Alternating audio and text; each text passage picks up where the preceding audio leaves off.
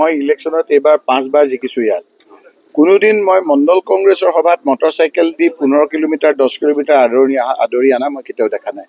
এই গোটেই কথাবিলাকৰ মূল কথাটো হৈছে হিমন্ত বিশ্ব শৰ্মাৰ অত্যাচাৰ। সকলো শ্ৰেণীৰ ৰাইজ আজি ভাবিছে যে যিমান সোনকালে পৰা যায় হিমন্ত বিশ্ব শৰ্মাৰ চৰকাৰখন সিমান সোনকালে যোৱাটোৱে সকলো শ্ৰেণীৰ ৰাইজৰ বাবে শ্ৰেয়।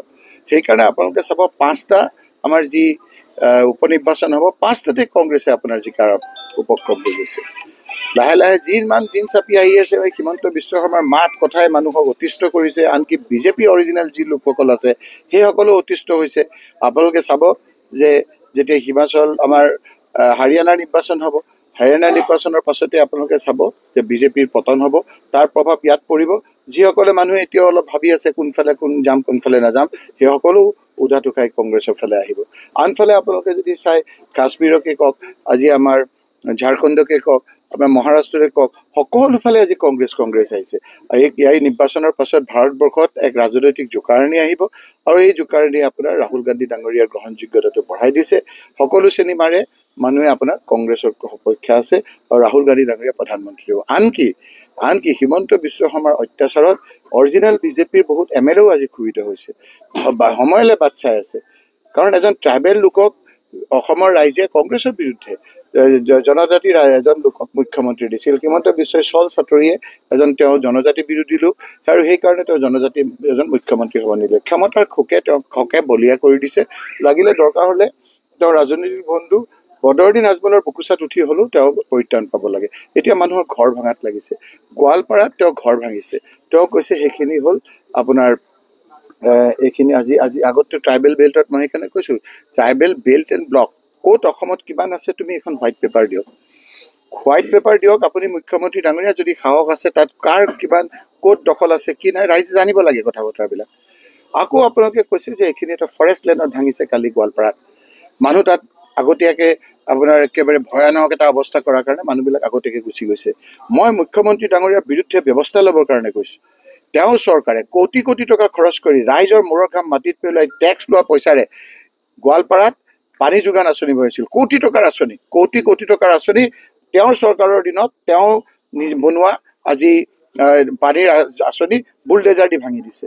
আগতে আমি কেতিয়াও এই মূৰ্খ ৰজাজনৰ নাম কি আছিলে, আমাৰ মূৰ্খ ৰজা এজন আছিল যে পৃথিৱী বিখ্যাত, কি নাম আছিলে তেখেতৰ? মূৰ্খ ৰজা বিন তুগলক। মূৰ্খ নহয়, জ্ঞানী মূৰ্খকতো আমি দেখা নাছিলো। এইজনেই জ্ঞানী মূৰ্খ। তেওঁ নিজেই বনাইছে কোটি টকাৰে। কেইদিনমানৰ আগত আপোনাৰ পানী যোগান আঁচনি আকৌ তেওঁ নিজেই বুলডেজাৰ লৈ ভাঙিছে। তেওঁৰ বিৰুদ্ধে ব্যৱস্থা ল'ব লাগে, আইনী ব্যৱস্থা তেওঁৰ বিৰুদ্ধে ল'ব লাগে। চৰকাৰী ধন ৰাইজৰ মূৰৰ ঘাম মাটিত পেলাই এই আপোনাৰ আমাৰ স্মাৰ্ট মিটাৰ বিভিন্ন টেক্স আদি লৈ পেলাই তেওঁ বনোৱা টকাৰে তেওঁৰ চৰকাৰে চেংচন দি কোটি টকাৰ আমাৰ গোৱালপাৰাত পানী যোগান আঁচনি এই বছৰত বনাই তেওঁ অপেনিং কৰি তেওঁ আকৌ বুলডেজাৰলৈ ভাঙি দিছে। কাৰ পইচা সেইবিলাক? যদি হিমন্ত বিশ্ব শৰ্মাৰ নিজৰ পইচা হয় মই ক'তো আপত্তি নকৰোঁ। এই পইচা ৰাইজৰ পইচা, স্মাৰ্ট মিটাৰৰ যোগেদি টেটু চেপি লোৱাৰ পইচা। তেওঁৰ চৰকাৰে পানী যোগান আঁচনি বনাইছে আৰু আজি দুখীয়া নিচলা আজি নিষ্পেষিত লোকক উচ্ছেদ কৰিবৰ কাৰণে তেওঁ সেই নিজে বনোৱা কোটি টকা খৰচ কৰি বনোৱা সেই পানী যোগান আঁচনি বুলডেজাৰে ভাঙি তেওঁ আকৌ এক পৈশাচিক আনন্দ কৰিছে। আজি নহ'লেও কালি ইয়াৰ বিৰুদ্ধে ব্যৱস্থা হ'ব। এই বিৰুদ্ধে তেওঁ শাস্তি পাবই। মই ৰকিবুল হুছেইনে প্ৰত্যাহ্বান জনাইছোঁ যে এই কথা হয়নে নহয় তেওঁ কওক। তেওঁ বনোৱা আঁচনি কিয় বনাইছিল? তেতিয়া নাজানিছিল নেকি যে সেইখিনি অবৈধভাৱে বনাইছিল? কিয় চেংচন কোনে দিছিল? মুখ্যমন্ত্ৰী ডাঙৰীয়াই দিছিল।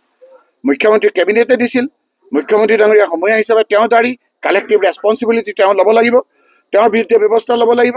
তেওঁ বনোৱা ৰাইজৰ টকা কি কাৰণে এইদৰে অপচয় কৰি বুলডেজাৰে ভাঙিছে তেওঁক কৈফত তলব কৰিছোঁ আমি। তেওঁ জবাব দিয়ক।